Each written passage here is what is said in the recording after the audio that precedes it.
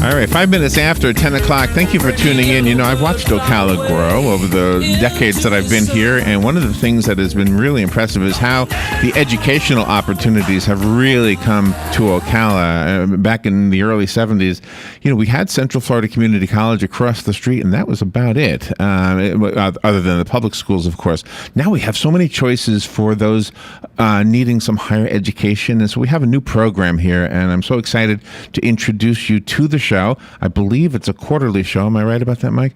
The show is called Higher Education Happenings. It's a roundtable format, and I love this format. Mike Fallon is going to introduce everybody. Well, I'll tell you the names, but Mike's going to tell you the concept here.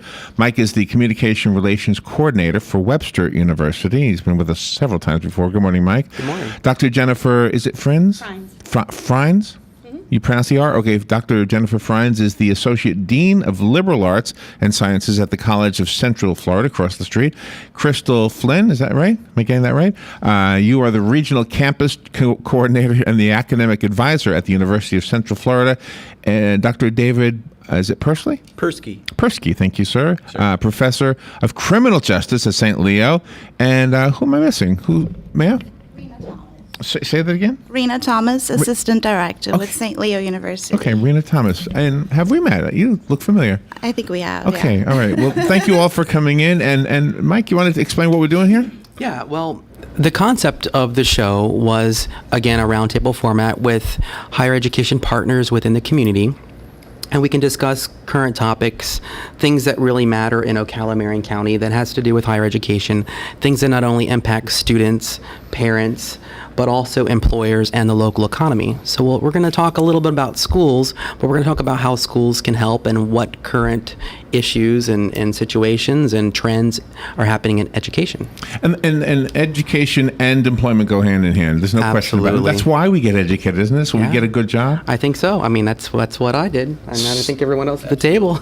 And so while I mentioned in the intro that it's good that we have more educational opportunities, it's also good that the students might be staying in Ocala rather than, you know, heading out of town to use what they learned here, right? Yeah, exactly. So it is good. And it's up to us, I guess, to try to do whatever we need to do as voters to make sure that we get those kinds of jobs, isn't it? And advocate higher education to, you know, students that are in high schools, you know, let them know that we are here. There are options in Ocala.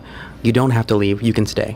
Okay, so is that the direction we want to take the first show? You want to? I think we'd like to just kind of go over a basic intro on what we have to offer, and then we can go into, you know, studying locally and the benefits of studying locally. Okay, Dr. Persky, you want to be the one to kick it off? I'll be happy to. Well, St. Leo University is a Catholic liberal arts university. It dates back to 1889, so we're celebrating our 125th year this year. Wow. We've been in Ocala for 20 years. We actually started our program at what was then CCFC, or CFCC, excuse me, in 1994. We'd had some conversations with the administration and faculty at the community college, and they were interested in having some four-year programs offered at the community college.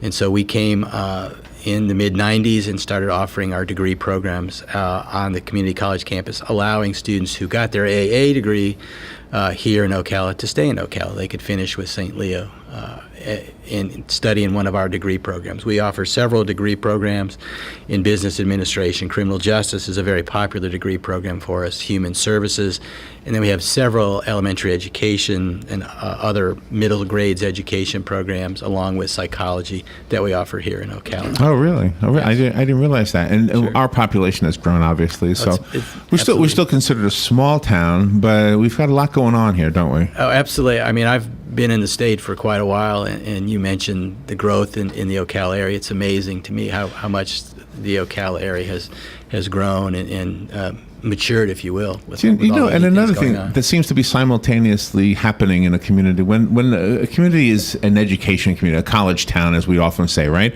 Yes. Not that we're a college town, but when you have more education, you also have more of the arts. It just seems to go hand in hand also. Absolutely. I'm guessing, does everybody agree with that? Absolutely. Yeah. Very I know you do. Definitely agree with Yeah, you would definitely agree with it, right? Well, that's what you do, right? Yeah, that is what I do at the college, yes. Okay, so maybe we can just make that a natural transition. Sure. You are a doctor. Jennifer yes, Fine. So, yes. so tell me what you do. So CF, well, what I do, I'm Associate Dean of Liberal Arts and Sciences, but I also do have oversight over the arts program specifically. So we have great music, theater, visual arts, digital media, dance, all of that we have at the college. And so I wanted to talk a little bit about just CF. A lot of people say CFCC. It's no longer CFCC. They still, yes. Yeah, and so, old habits die hard. That's right. Right. So we're also no longer called the community college. That happened a slow change over the past 5 years. A lot of the community colleges in the state were changed to state colleges. So we are the local state college that serves Citrus, Marion, and Levy County, and we have about 8,000 students. We have a couple of different campuses, centers, and 4 locations, and the Appleton Museum of Art as well, so most people know that. We have about 70 degree and certificate programs. We like to say that we're striving to be the first choice for quality higher education in this community, and but it's great that students have so many options. It's really so wonderful that we have affordable options as well, so with high quality and affordable. CF's at a really great place right now. We have a lot of both traditional programs that you think of a community college is offering that we have not let go. We still do things like dental assisting and welding, medical office billing, and some signature programs like our equine studies, which is so tied to the local industry. Right. But we also have enjoyed incredible growth in our bachelor's programs the past couple of years. So That's wonderful. A lot of people don't know that we have bachelor's programs now, right. but we have 500 students in those programs, and we've enjoyed, hundreds of percents of growth over the past couple of years, Right, just in right. the past 2 years. So, so that's really important that we're able to do that. That is wonderful. Now, in the performing arts, those students, we have the theater, obviously. We used to have the Insomniac Theater. I don't know. In downtown, yeah. Downtown. There still exists locally. They just don't have a permanent residence anymore. Okay, Yeah. okay. But on the campus, we have the DeSantis Fine Arts Center. We're very proud of that name. It's very exciting. That's right. Yep. Yeah, And so of if you've course. been in there, we have student shows, we have professional shows that come through. We also have the Weber Gallery right on campus, just next door. And then I mentioned the Appleton Museum of Art, which most people do know. Yeah. So let's move over to Crystal. Crystal Flynn is the regional campus coordinator for the academic advisor at the University of Central Florida. Yes. And where's that? Where's that university? We are located in a university center on the CF campus. Oh, there you are. We are upstairs in Building 20, along with several other university partners that are here joining us today. I am, as you said, the academic advisor, but I'm also the regional campus coordinator. UCF Ocala is part of the regional campuses outreach of UCF. We're one of 9 regional campuses, and we're all attached to state colleges throughout Florida. In case you didn't know, UCF just celebrated our 50-year anniversary. We also have an outstanding football team. We are the second largest university in the nation, and we are the largest university in Florida. I never knew that. Yes, Wow. That's us. Wow, I had no idea. So it's really great. It's really great to exist in the local community, to give everybody access to higher education without having to go outside of home. So we're a great option for students who are either continuing their degree on a standard track. If they went right from high school to the local state college and got their 2-year degree, then they can transition to us and finish their bachelor's degree. And we're also a great place for continuing education if students want to return and finish that bachelor's degree that they never moved up to. We have a variety of programs, everything from elementary education. We have an outstanding business program. We have psychology. We have a variety of online programs, everything from anthropology to religion and culture and history. We have technical degrees that are for our students transitioning in with associate's degrees, studying things like software development and those types of fields. So the great thing about UCF Ocala is we can offer support to students who both want to attend a regional campus and have that fabulous UCF diploma at the end of their academic path. The coveted. That's right. Yeah, That's yeah, yeah. right. And also, we have team members from Enrollment Services. That's our financial aid and admissions. We have team members from Student Services, which help benefits for veterans, disabilities accommodations, and a variety of other resources that all come together and are present on our campus on a scheduled basis. So students can come in anytime and come and visit us and talk to us about how they can transition over to UCF. And we have a full listing of all of our program majors and all of our access points on ucfocala.com. We also also have a Facebook page and a Twitter feed that can provide more information. And if they're interested in coming in and seeing what we're about, we have an open house scheduled for Thursday, April 24th, and that's from 5 to 7 p.m. Okay. And we'll have special breakout sessions for elementary ed, our nursing program, which is the RN to BSN for nurses who want to go back to school and finish their bachelor's degree. And also we'll be highlighting a new program, Sports and Exercise Science, which is based out of another campus, but we're going to be talking about maybe offering some classes locally so students can transition to that campus, which is about an hour away. Still very local, still very convenient, who have an interest in the athletics field. I would imagine somebody studying to be a rehab therapist would actually benefit from the sports and exercise class. Absolutely. And in undergrad, even if they were just taking a couple of the core courses as part of their overall degree, absolutely. And students who are interested in pre-med or pre-law could also get bachelor's degrees at a regional campus in fields like psychology or criminal justice or legal studies. So it's a great foundation, and it's local, and it's convenient. We're competitive. And as a 2+2 partner with CF, it's a great, great partnership that offers access to higher ed, which is what this community absolutely, positively will benefit from. Wow, I went to the CFCC way back when this mall wasn't even here back then. I remember hearing rumors that there'd be a mall. Did you go there too? Yeah. So Rena, I don't have a cheat sheet on you. Rena Thomas, tell me about yourself. I'm the assistant director. I've been with St. Leo for a little over 2 years. And to add in what Crystal said, we're also housed in the University Center at CF. We're on the second floor. And we're a 2+2 partner with CF. So our students come in with at least an associate's degree or some college credit. And then we also have open houses. Open houses are every Thursday from 11 to 1, so you can stop by, speak with an advisor. We take you through from admission all the way through graduation. Oh, excellent. Anybody want to comment on the governor's proposal to put a cap on tuition increases? Is that a good thing, a bad thing? What do you guys think? Well, that's another show. That's another show. We have that plan. Okay. You do have a plan. We have for it planned. We're going to actually bring in some experts on that topic. Well, Mike, you want to talk a little bit about Sure, Webster? 'Cause absolutely. I kind of jumped over you. I didn't mean to do that. Well, that's okay, because we're usually the last step in Ocala, because we're the graduate option. So we offer master's degrees in Ocala in an evening format. We're based out of St. Louis, Missouri. We're a private nonprofit university with campus locations throughout the globe. But in Ocala, we offer a nice evening format program for those that want to continue, that have a bachelor's degree, that want to get that master's degree. And we offer master's degrees in various areas of business and counseling. And our program's kind of unique. It is a non-traditional program, similar to some of the other programs at the undergraduate level, but our programs meet one night per week. So students that want to come back and they have a family, they have a job, they have a life, they can achieve their graduate degree right here in Ocala. Okay, excellent. Do you anybody want to pipe in a little bit on the trend, I guess, to have home classes using your home computer as a way to take classes? Are a lot of people doing? A lot of students doing that? Is it a good thing? I'm old-fashioned. I want to be in the classroom. I want there to be a teacher. Well, I think if I could speak to that, I think it's a great option to allow extended flexibility for individuals who have life going on already. They've got families, they've got jobs, they've got other responsibilities, but they still have that goal of wanting to finish an undergraduate degree, and we offer master's degrees as well, so continue on with their education anyway.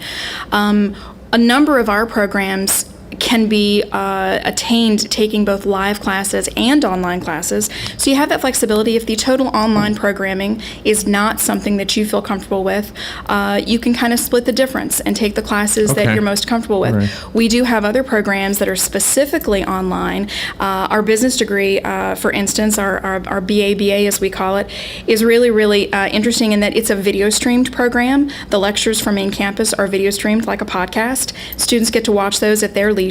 They come to our campus for testing and for 2 lab classes, but it's an evening schedule, so it gives them super flexibility to continue working. And I think that's the great thing about the online programming, is it means that life doesn't have to stop, but that goal is still attainable. And I know all of the university partners have varying programs that are offered daytime classes, nighttime classes, and online. So I think there's a niche for just about every student with all the programs. It's really amazing what we have. Mike, do you want to take phone calls, or should I just? We're not going to take phone calls. No phone calls. Okay. For time. So Well, if you're waiting, because it's lit up here, so. Oh, really? Yeah, if you're waiting, we'll do it another time. We'll do that next time. We We do have a Facebook page, Okay. so we can interact on that Facebook page. It's facebook.com/higheredocala. Okay. And we will definitely take comments on that page, and we will respond, and we can continue conversations there. Absolutely. Do we have a renewed interest, Dr. Persky? A renewed interest in becoming attorneys in our community, or have we? Is it the same as it's always been? It's actually decreased a little bit. Some of my colleagues around the country who are pre-law advisors are seeing a decreasing number of applications for law schools. So the law schools are really struggling on how to handle that. They want to maintain their quality, but they want to also not lose their critical mass, and some are struggling with that. The statistics I saw last fall showed that of the top 100 law schools in the United States, all but one had a decrease in their entering classes. So I would say that the law degree is a valuable degree, whether you practice law or not. But I think a lot of people are struggling with the notion of, well, I pay all this money, I get this law degree, but there aren't very many law jobs out there right now, attorney jobs. And it seems, just from an onlooker, it looks like many attorneys are entrepreneurs. They get the law degree and they open up their own practice. Many do. Many follow the more traditional route. They go to work for a large firm, learn their skill, spend some time in the practice, whether it's a corporate setting, criminal defense, or government law, as I used to do, and then they'll go out on their own. But it's a valuable degree. We had a career fair at St. Leo just the other day, and we had a fair amount of interest among our students who are thinking about law. Whether or not they practice remains to be seen, but there is some interest in getting that background, that education. Does the high school student right now that's trying to consider where to go after high school, do they have guidance from the higher education institutions, or is all the guidance from their own school? Well, I think we could talk about preview night. Absolutely. In fact, we're participating in CF's preview night, Okay. Which I'll let you speak if you want to, a little bit about what preview night is. But we'll be participating at the Citrus County preview night in Lecanto tomorrow evening, which is where the local community high school students get to come in and see all of the universities that's great. that are within the region, within the state. Right. Reps come in. So I guess I'm sharing about it. Sorry. So go ahead. We do it every year on the main campus. It's usually late February, early March, and so anybody who's out there is listening who knows a student, even if they're, I've met with students at that event that are 6th grade, 7th grade. Absolutely, kidding. all the time, Wow. all the time. And you can't. I really don't think you can start too early to talk to your kids. That's pretty. I mean, that's good. That says something about that student, doesn't it? Because every institution here in the room has a table, and you can come and you can talk specifically, to the departments and find out about a career, or you can just come and talk about, financial aid, Right. dual enrollment, just everything, all in one room. So it's really not to be missed. If you just like the Facebook page of any of these institutions, Yes. you're going to hear about it. Yes, absolutely. It's really, really convenient. Like Jennifer was saying, just the other day when I did the preview night at the main campus at CF, I did have a 6th grade student coming in who was interested in engineering. And even though that's not Wow. a specialty for our regional campuses, it is, of course, for our main campus. And I was able to get that student connected with who they needed to so they can start considering. Because for some of those programs, when you're going straight from high school to university, for some of those programs are selected admissions processes, and it's really important to be prepared early on to make sure test scores are competitive, overall GPAs are competitive, and when they come out of high school, they have a portfolio that's going to make them an optimal candidate for that program. So it's never too early. It's never too early. They can come in with the strollers. We're ready. UCF stickers. Wow. CF I stickers. still don't know what I want to be when I grow up. And that's okay, because what it does is it gets that conversation started, whether it's at the dinner table or at the lunch table at school. It gets everybody talking about the options. Because one of the things we talked about, a continuing conversation for us, is how important it is for our community to have individuals attain higher degrees. It impacts every facet of the community we live in. So the more we can promote that to younger generations, it's only going to benefit us as a whole. My son was an excellent student in public school, and so because of that, his financial aid was, it was coming from everywhere. People wanted to pay. Wonderful. And he was accepted into Embry-Riddle. which was I was very proud Congratulations. of. Yeah. But he didn't. It was taking him in a direction he didn't want to go. So basically, he got started down the track, and then said, "Doo-hoo!" He put his brakes on, and then he shifted over to the University of Florida, is where he ended up actually graduating from. So is that more the norm? I mean, the sixth grade sounds like a very unusual case. Is it more normal? Because I did the same thing. I kind of changed tracks also. I think it is common, and it's in its community, because if you have students coming into the 2+2, they've got some time while they're at the state college like CF to explore. We reuse that phrase, but not everybody knows what 2+2 is. So the 2+2 is referring to. Yeah, I should have asked. Yeah, it's okay. Thank you. I was pretending I knew. What is that? I thought I was the only one who didn't know. I wasn't sure. The basic idea, and everybody has mentioned that they have articulation agreements. We're 2+2 with CF, and so what that means is, this is true of any state college. If you come to CF or another state college and you get an Associate of Arts degree, any of the state colleges that exist in Florida, the state universities, they'll take you in. They don't have to take you if they don't have a spot for you, but they take that degree if you get in. So that means that first 2 years are done. Nobody can come back and tell you. I always tell students, no one can come back and tell you that English class, we're not going to take it. You have to take another English class, our English class. Right. They will accept that AA degree, and so when they come to see Crystal and she sees that they have an AA degree, she can then move on from that and say, okay, here's what your junior and senior year are going to be like. Exactly. And the reason I think that's so good for, you mentioned your son, we have a lot of students who come and they're not sure Absolutely. what they're going to Absolutely. do. They get pressured so early on now in high Very school true. level. You must do this, or you must track yourself in some way and something. And a lot of them are not ready to do that. College is supposed to be about exploring your passion. Absolutely. So if they can come and do that at a high quality, low cost, and then they're finished as sophomores, and then they have all these other places open to them, and it's a good. That 2+2 is really good. The ICUF universities, independent colleges and universities of Florida, 32 not-for-profit universities in Florida, also participate in the articulation agreement. Oh, really? Same thing as the state university system and the state colleges. So we accept the AA degree. It's the transfer degree, and we accept it. And students can come to St. Leo or Embry-Riddle or any of the other ICUF schools and come in as a junior and pursue their area of interest once they get in. And just think of how much money you save when you stay in Absolutely. Ocala and Absolutely. locally. Big cost savings for the state of Florida. Housing alone, if you can stay at home, and a lot of people don't like to hear that, especially at preview night.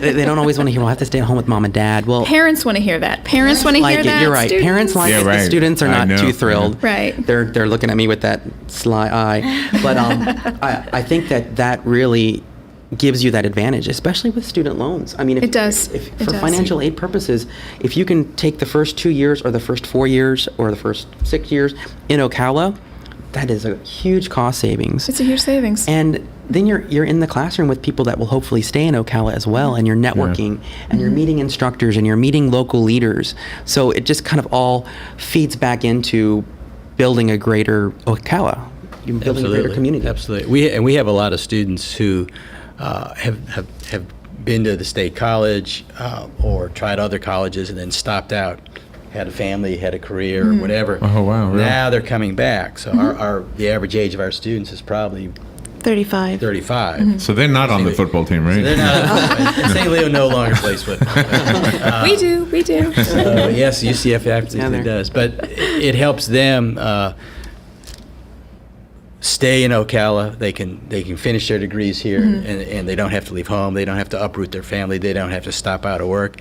They can stay right here, and it's a big economic incentive, I believe, for all agree. the partners, for CF, Webster, everybody who's at the University Partnership Center. I think it's a great. And we even it's have- a win-win for everybody.